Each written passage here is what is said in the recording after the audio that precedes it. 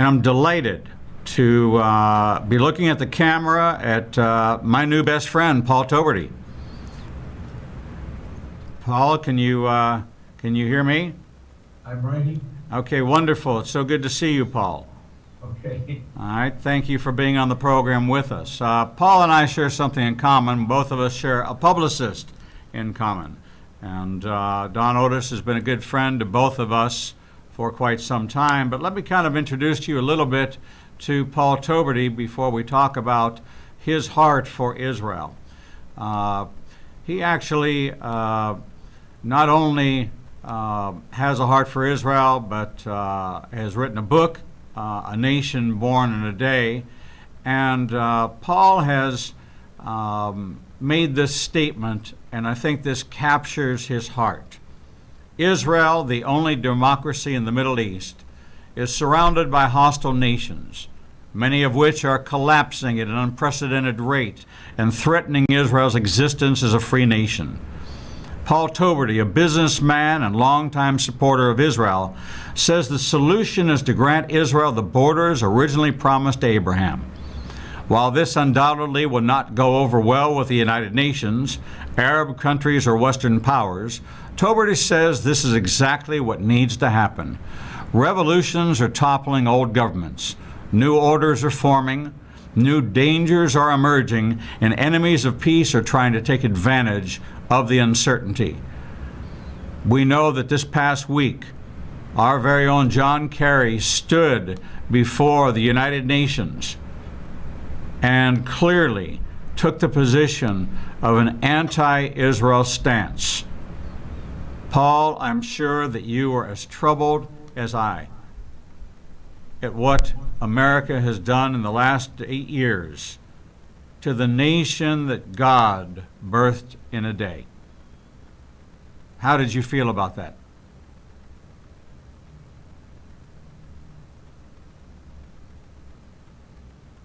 Hello? Paul, can you hear me? Yeah. It's sure a pleasure to be with you folks today, and also our good friend Don Otis. And he's been a very wonderful man, and his father, George Otis, had high adventure, wrote many wonderful books on Israel. But I'd like to share today a bit about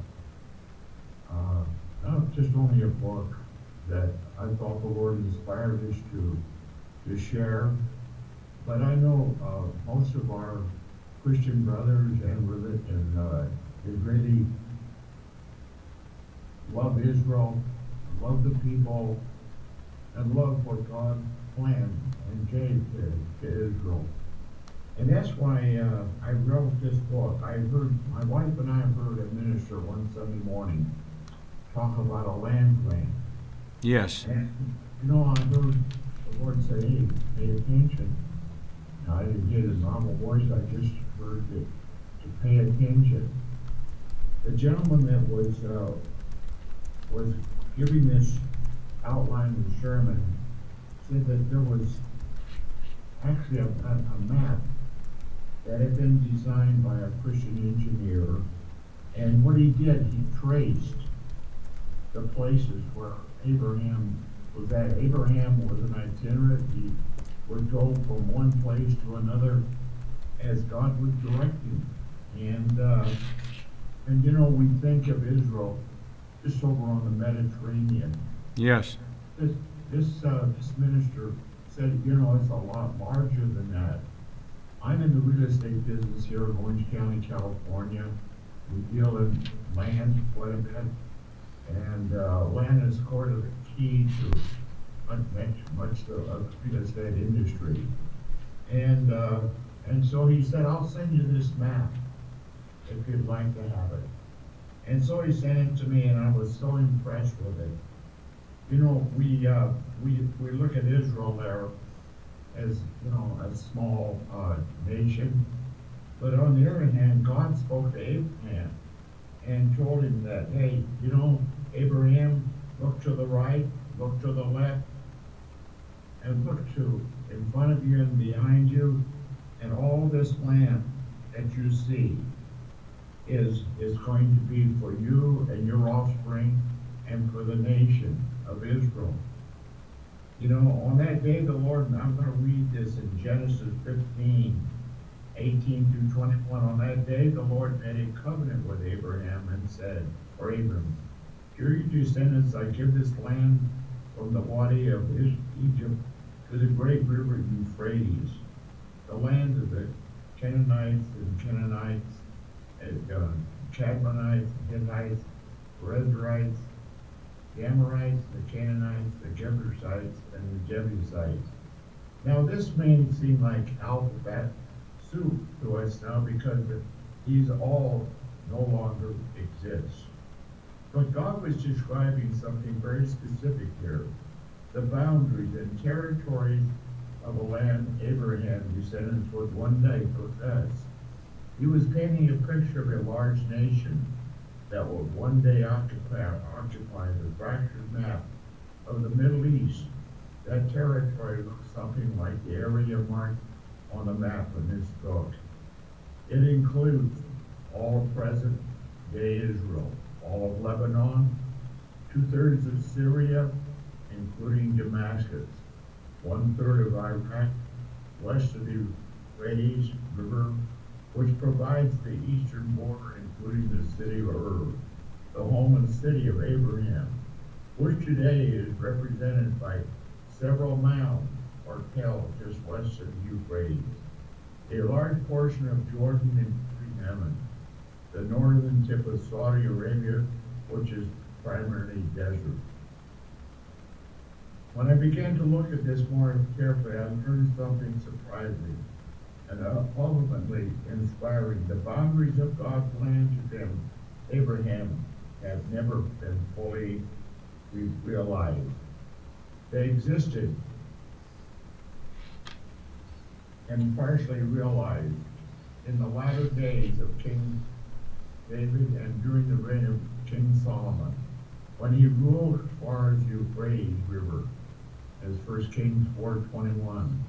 But the nation of Israel lived primarily within more limited boundaries of the land of division accomplished by Joshua. This means that God's land grant to Abraham has yet to be realized, but it will be perhaps in the very near future. You know, a lot of people, don't really realize, maybe a lot of our Judeo-Christians don't realize the grant that God gave to Abraham. And that was the reason why we wrote the book, Nation Born in Today, was to describe to people how important this land grant is and to see it accomplished. Many times these things are only accomplished through where there's signifying of prayer and holding it up before God and his promise to us and to his people. It includes be here in America and the Christian free world and also in Israel. You know, I was in the military during the Korean conflict. And one of the things that, and even after the Korean was the Vietnam and the Middle East and so forth, was how important was to tell the military and the people that were taken into the military the purpose, the reason why they were there. And during the first World Wars, World War I, World War II, very little of that was ever done and accomplished. It was just more or less, there it is, go get them.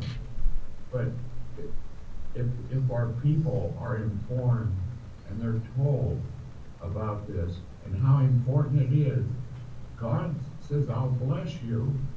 You know, I believe that there's a blessing physically, financially, and in all sorts of ways when we begin to bless Israel and this land grant. And I think that if you'd like to get this book, we'd be glad to give it to you. We could either send it to your people or to your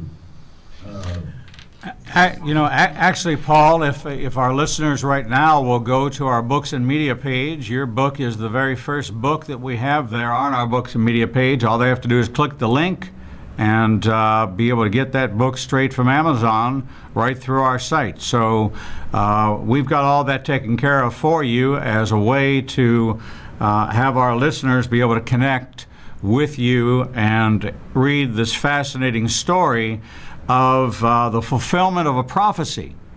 You know, that's one of the amazing parts. Was one of the earliest prophecies in the Bible, of course, is the prophecy that God gave to Abraham, this land covenant, this land that the Gentile believers are grafted into, the inheritance of the land of Israel. This was what the promise was. It was the land of Israel. And so we see all these people fighting over the land of Israel, but this was a covenant that God made with the Jewish people and ultimately opened up the doors through the faith in Jesus for Jews and Gentiles alike who believed in the promised Messiah, that they would share in the inheritance of the commonwealth of Israel. And so you've done a beautiful job of laying out the story, the fulfillment of the prophecy that says and asks the question, can a nation be birthed in a day? For the first 4,000 years, that prophecy went unfulfilled. But in May 1948, at a vote of the United Nations, that prophecy was fulfilled in a day, and a nation was birthed in a day. It's interesting how God pierced your heart with a love for Israel. I assume you've visited Israel? You've been to Israel? Okay. Paul? Yes. Have you visited Israel? Yes. I think a lot of people feel how looks at this as very impossible. Something that there's too much pressure on one side and on the other side. Right.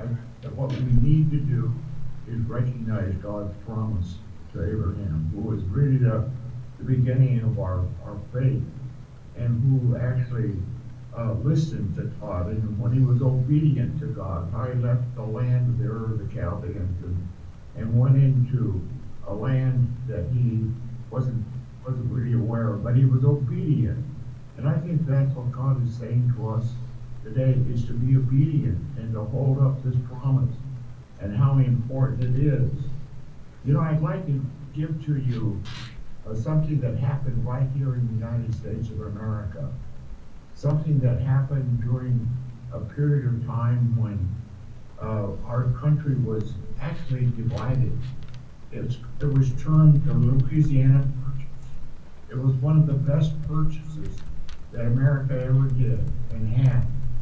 And what happened was at that time, that area was actually owned and controlled by France.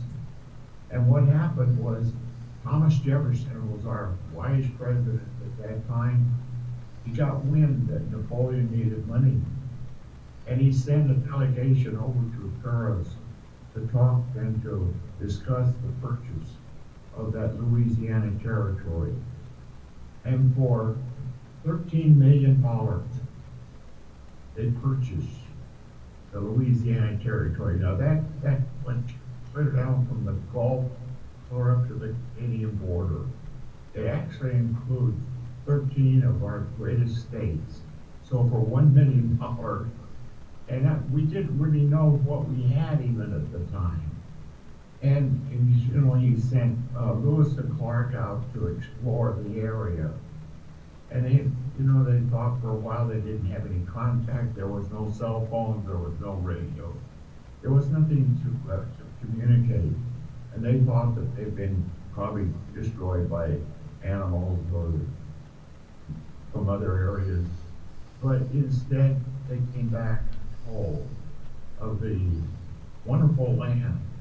And of course, that Mississippi River was a great source of what, made that territory. And of course, all the shipping and the commerce and some of the best farming and everything and industry came all this area. And one of the beautiful parts of that happening was that it joined together the East Coast on the Atlantic and the Pacific on the west, and made us one nation. And I think that here is another prime example to bring all of that land that God spoke to Abraham and make it again like another United States of America, be the size of how much that territory is. And we'll see some of the greatest things. One of the great things that is happening over in the southern part of Israel right now is one of the biggest tech centers is being developed. And IBM and Microsoft and all are working with this tech center. And so when this begins to happen, you'll see the development that will happen very quickly. You'll see new cities and commerce. You'll see a flood of new people coming in from other parts of the world. You'll see it'll be almost like going to areas like New York or Tokyo or over in Israel. I mean in England and so forth. That's what it will turn out to be. And I think that what is on our area is to hold it up before the Lord. And what we did in the book, we actually created a daily devotion, how that you could not just pray for Israel, but how to pray for Israel. I want to look at the fourth day. We're in the fourth day of January, the beginning of the new month. I mean the new day of the year. And it says, build. Day 4 says, build an altar of worship. You know, that's what Abraham was not just a sojourner, he was a worshiper. Look at his response the first time God mentioned the promise. The Lord appeared to Abram and said, to your descendants I will give this land. And there he built an altar, with the worship to the Lord, who had appeared to him. And he moved from there to the mountain east of Bethel, and he pitched his tent from Bethel on the west and Ai on the east. There he built an altar to the Lord. And here he called on the name of the Lord. That's in Genesis 12:7-8. A key point on this journey, Abraham worshiped God. Upon receiving the promise, he set up altars to commemorate God's visitation. When he returned from Egypt to Canaan, he again called on the name of the Lord. Genesis 13:4. When he moved to Hebron, he built an altar there to the Lord. Genesis 13:18. Much later, Abraham planted a tamarisk tree in Beersheba, and there he called on the name of the Lord, the everlasting God. Genesis 21:33. Why did Abraham worship when he already had the promise? Because worship is the appropriate response to encountering God. The angels and elders around the throne of God constantly fall down before him, crying, holy. For temporary sojourners like us, worship does several things that nothing else can do. Worship sustains us on the journey of faith. Worship helps us to honor and remember milestones on our journey. Worship draws us closer to the God who is worthy of receiving worship. Hebrews 12:28 says, therefore let us be grateful for receiving of a kingdom that cannot be shaken. And let us offer to God an acceptable worship with reverence and awe, for our God is a consuming fire. Now that's just one example that we can hold up on a daily basis. They find friendship with God. You know, that's what made Abraham such an important place, man, was he had a friendship. We have aligned ourselves with a promise of land to Abraham. We have privilege of relating to God as Abraham did, as a friend. Abraham was called a friend of God. Wouldn't you like the same to be said of you? Look at the way God related to Abraham throughout his life. In intimate terms as a friend. He shared his plans with Abraham.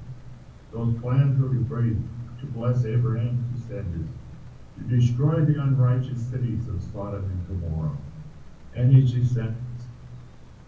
In the eventual Exodus, he shared a meal with Abraham, and Abraham ran to the herd and took a calf, tender and good, and gave it to the young man who prepared it quickly. Then he took curds and milk, and the calf that he had prepared, he set it before them, the Lord, and he stood by them under the tree while they ate. He protected Abraham from Abraham's wrong choices. What a wonderful promise and example. He blessed Abraham's household.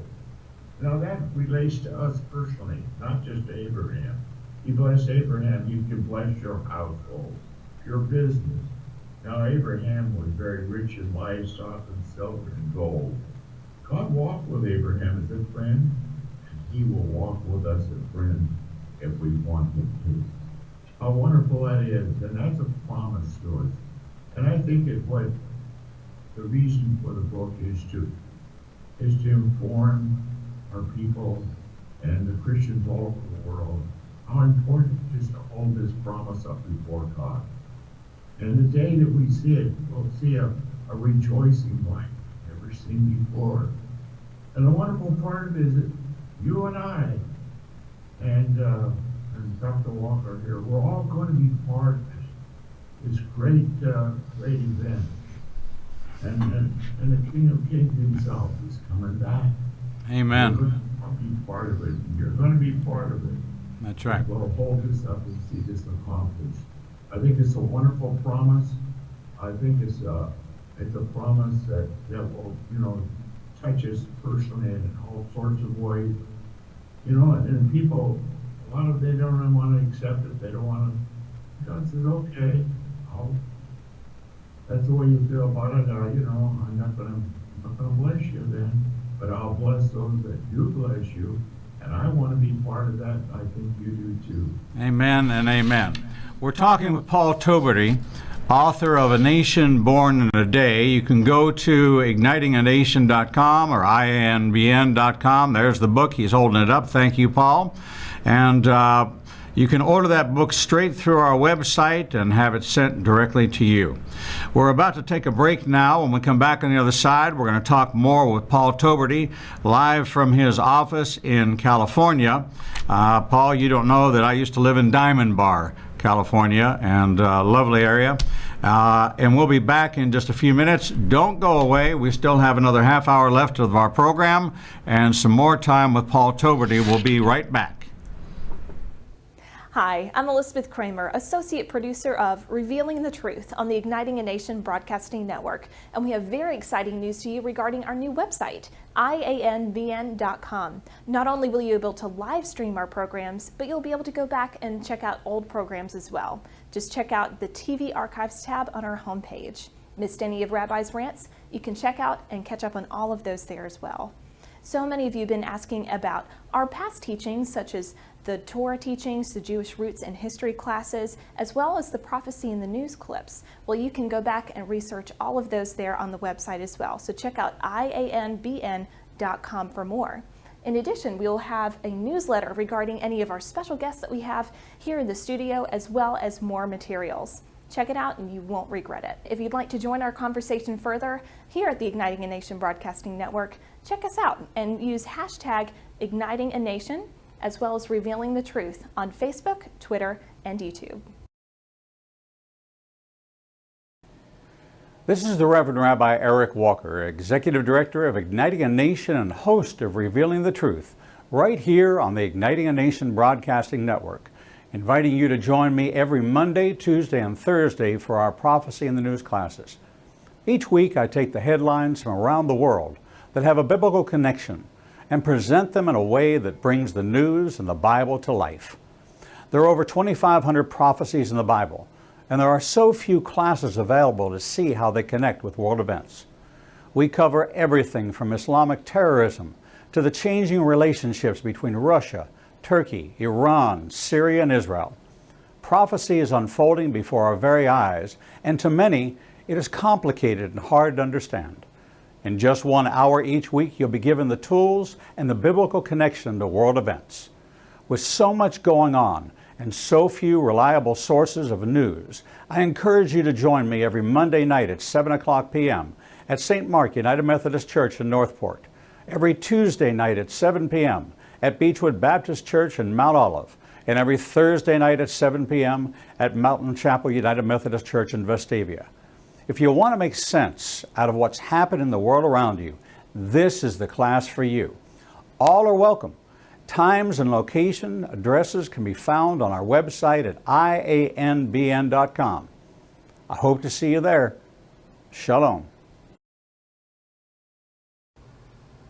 Igniting a Nation Ministries is devoted to spreading the message of the gospel to as many people as possible.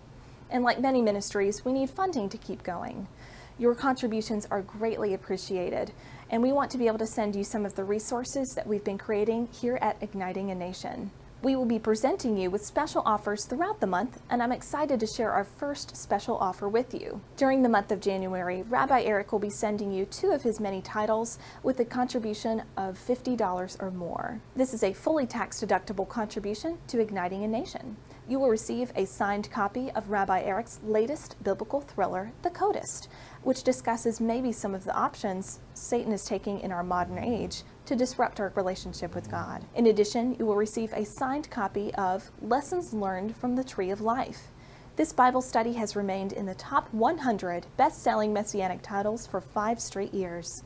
Everyone from small groups at churches all across the world to inmates in women's prisons have been using this Bible study, and through it, lives are being changed. Your gift of $50 or more should be made payable to Igniting a Nation, 2700 Corporate Drive, Suite 120, Birmingham, Alabama, 35242. Make sure to mark in the memo section offer number 2017-1. Visit our website, ianbn.com, to see the entire list of books available through our partnership with Amazon. Welcome back into Revealing the Truth with the Reverend Rabbi Eric Walker. We're in the midst of an interview with Paul Toberty, who is the author of A Nation Born in a Day. You can see our upcoming program calendar and schedule and some bios and snippets about each one of our guests. I want to remind you to tune back in tomorrow at 9 a.m. for the Rabbi's Rant and the Daily Teaching, followed by a 3-segment special we're doing on racism in the church. We'll be bringing in Joe Lockett, host of The Joe Lockett Show, an inner-city community activist, Pastor Fred Jemison, who's a second-generation pastor at Pilgrim Home Baptist Church and a member of my board of directors, and Ahmad Ward, who is the Vice President of Education and Exhibitions at the Birmingham Civil Rights Institute, to talk about this house divided against itself and racism within the church. But right now, we're going to turn our attention back to our good friend Paul Toberty, who's sitting in Southern California, enjoying some beautiful weather, while we here in Birmingham are preparing for a weekend with the possibility of snow. So Paul, welcome back in, and thank you for the time that you've given us today. It's exciting that your book is not only a book of information, but it's also devotional. And it takes you on a journey of those scriptures which relate to Israel's right to exist under the command of God. And I know that your story of how you came to write this, how you were moved in the Spirit, how are you finding the community receiving this message?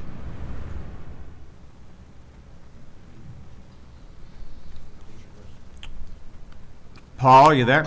Yeah, right here. Okay. I want to make sure that you can hear the question. How have you been finding people receiving the book?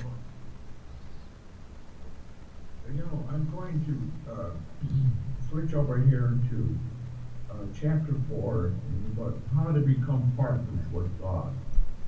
I think a lot of people, they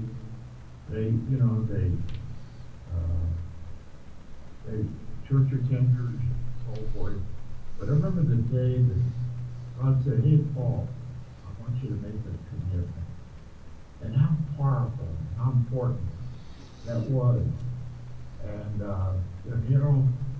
one day I was in the military. I was in Korea. I was actually in the battlefield. And our unit was under intense fire, pinned down, literally lying flat on the ground, and avoided from being hit by enemy guns. They had told us that there was nobody there, and the night before, and that morning, something inside of me said, "Hey, that's not true." And sure enough, there was many of the Chinese had come into the war, and it looked like that we were going to be actually almost annihilated within a matter of 3 hours, 2 or 3 hours. Half of our company was either wounded or killed. But one of the wonderful things happened that day. It looked like we were going to be destroyed. We were kind of isolated on a hill. That whole area over there in Korea, and here today we're very concerned about Korea. And here, this was over 50 years ago that this happened. But the message and all is just the same. I remember as a small boy, my mother had me memorize the 91st Psalm. And all I could say out loud, so I did. I over the guns and all the shouts and the medics and so forth. Is he that dwelleth in the secret place of the Most High shall abide under the shadow of the Almighty. I will say, the Lord is my refuge and my fortress, my God, in him will I trust. Surely he deliver thee from the snare of the fowler and from the noisome pestilence. He shall cover thee with his feathers, and under his wings shalt thou trust. His truth shall be thy shield and buckler. Thou shalt not be afraid for the terror by night, nor for the arrow that flieth by day, nor for the pestilence that walketh in darkness, nor for the destruction that wasteth at noonday. 1,000 shall fall at thy side, and 10,000 at thy right hand, but it shall not come nigh thee. Only with thine eyes shalt thou behold, and see the reward of the wicked. Because thou hast made the Lord, which is my refuge, there shall no evil befall thee, neither shall any plague come nigh thy dwelling. For he shall give his angels charge over thee, to keep thee in all thy ways. They shall bear thee up in their hands, lest thou dash thy foot against a stone. Thou shalt tread upon the lion and the adder, the young lion, and the dragon shalt thou trample under feet. Because he has set his love upon me, therefore will I deliver him. I will set him on high, because he has known my name. He shall call upon me, and I will answer him. I will be with him in trouble. I will deliver him and honor him. With long life will I satisfy him and show him my salvation. That's a wonderful promise. It was the shepherd boy that wrote that, David, the great king of Israel. And it was a man after God's own heart. Even though he went through some traumatic things and experiences, he was always to get on his knees and ask God to forgive him and to cleanse him.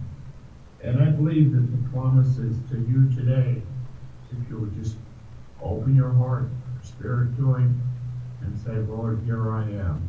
I want to be a partner, not only for you, but for the kingdom and for Israel and for the Jewish people. And I believe that you'll enter into a new relationship and a joy that you've never experienced before because I will bless them that bless thee. That's the promise. And I believe it's on your home and on your family, on your business or your professions and so forth. It will bless you. And I believe that this new year is a wonderful year. We've got a new president that's coming in, and his attitude is very good. And I think that now's the time to really embrace and hold up the good things that are going to happen. I believe that this year will be a time of rejoicing, a time that will have things that we'll look for. There's another wonderful promise that calls suddenly things that probably didn't look like would happen. It's actually day 18. It says sometimes things seem to take forever. Have you experienced that? Then suddenly they happen with a swiftness no one could have predicted. Take the fall of the Soviet Union, which seemed to have happened overnight. After 75 years, behold, the Iron Curtain and the communist rule. The flood of Noah, destruction of Sodom and Gomorrah, which caught people completely off guard. Even the first coming of Jesus took many by surprise. They were prepared for it and therefore did not receive him. Complacency is the great enemy of passion. Now there's a real key. People get complacent, just saying, well, okay, I had a friend that said, well, if God wants me, well, I'll just, he knows where I'm at. No, we have to be pursuing with a passion for preparedness. Jesus warned against every human being, but concerning that day or that hour, no one, not even the angels in heaven, nor the Son, but only the Father. Be on guard, keep awake, for you did not know when the time will come. And when I say to you, I say to all, awake. And we wait and pray for the land grant to be fulfilled along with our own personal promise. Let us not become complacent. Stoke the fire of expectation. There's the key to it. Stoke the fire of expecting in your heart morning and morning, and because of one day the promise will be completed, and perhaps suddenly. And I believe that if we'll open that and make that a prayer, God will answer it. It could be something in your home, your children, your business, some needs that need to be accomplished. I believe that it'll happen. And also, another thing is that all the nations will be blessed. Abraham's land grant isn't just about Israel, it's about Israel becoming a light to all the nations. That is what God originally intended. Indeed, his promise to Abraham was that in you all the families of the earth shall be blessed in Genesis 12:3. What a big promise, and not just for one group, but for every ethnicity and tribe and nation on earth. The prophets repeated this promise as in Isaiah. The nations will come to the brightness of your rising. That's in Isaiah 63. Even Jesus rebuked Israel for not being a city on a hill as God intended. That city was supposed to spread the knowledge of God over the whole earth. Praying for God to bless Israel is to pray for God to bless the world, including all Gentile nations. As God promised to Abraham, I will bless those that bless you, and him who dishonors you I will curse.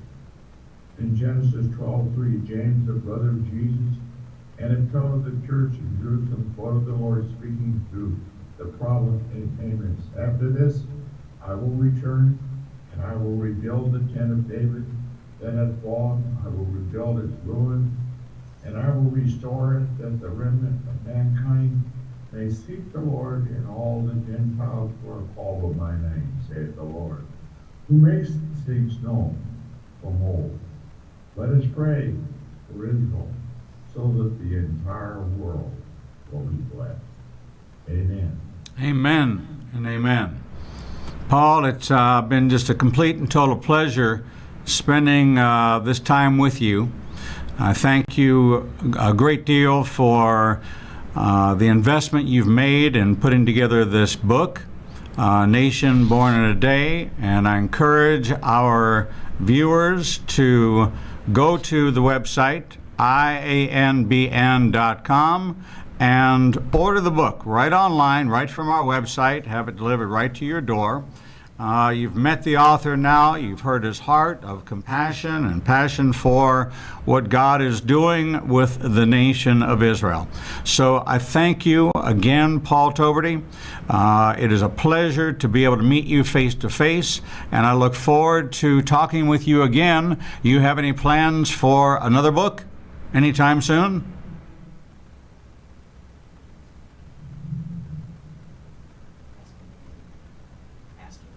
Paul, Yes. do you have any plans for another book?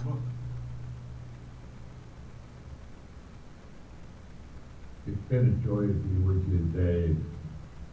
And I know God has got some wonderful things for this program and for igniting the nation.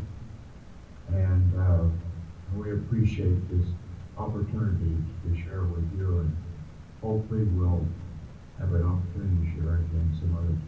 Thank you so much. God bless you and your family. I want to wish you a happy and healthy new year and a very prosperous one. May your real estate business flourish. May your heart for Israel grow, and may your family be blessed. Thank you so much, Paul Toberty, and we look forward to talking with you again. Shalom in the name of Yeshua, Jesus our Messiah. Thank you. What a great time we spent with Paul Toberty, live out of his offices there in Southern California. Want to remind you that replays of today's programs, all of our segments from our opening segment with the Rabbi's Rant, are available on YouTube, a replay. Every segment can be found there. Later on this afternoon, we'll upload it. I know that there were some technical difficulties with the sound, but we will have that resolved for you tomorrow. And I think that all in all, our executive producer and our associate producer did a fabulous job of making today happen in a spectacular way. So I appreciate the effort. We had some technical difficulties in the launch yesterday, but for us to get back on our feet and get back out there and get the message to you, we appreciate you tremendously. Visit our website, sign up for our newsletter, and be ready to hear a very dynamic conversation tomorrow. And I want to give you just a little snippet. During the second debate between Hillary Clinton and Donald Trump, I heard the words for the first time that pierced my heart: the black church. And when I heard that, and I'm a man that looks at the 38,000 denominations of Christianity and says, this is a house divided itself, and now we are divided by a racial line, and it's just more than I can bear. And I couldn't find anybody to talk to about it. Is there racism in the church? Is there racism on both sides of the aisle? Is this a problem of further dividing and subdividing the body of Messiah, where we are becoming more ineffective in reaching into our communities and making change? We are called to be a people set apart. And if we don't take a stand and talk about the tough to talk about issues that are affecting our communities, affecting our churches, then we are just sweeping under the rug. And you know what happens when you sweep things under the rug? You have a rug with a big bulge in it, and everyone trips over it. So I want to encourage all of you. Go visit ianbn.com. Tell your friends. Encourage you to call in tomorrow. Our call-in lines are toll-free 888-988-9673. Put it in your phone. Local number is 205-558-5100. Put that in your phone. You can go out on social media, hashtag revealing the truth, hashtag igniting a nation, and send us your comments. Go to our website, go to the contact page, and give us some feedback. We know that we had a little bit of sound problems today, but I assure you those will be cleared up tomorrow, and we will be back online with you. We thank you for tuning in. We thank you for listening. We thank you for checking out the calendar. I know that all things are not important to all people, but this is a program which is devoted to bringing you the truth, the biblical truth, the world view from a biblical lens, the headlines, the heart lines, and the biblical truth. I look forward to being back with you tomorrow. On behalf of our team here, Jason Bradley, executive producer, Elizabeth Creamer, rising star and associate producer, and myself, the Reverend Rabbi Eric Walker, we thank you for tuning in to Igniting a Nation's Broadcasting Network, to Revealing the Truth, the ministry of Igniting a Nation. Thank you, and shalom.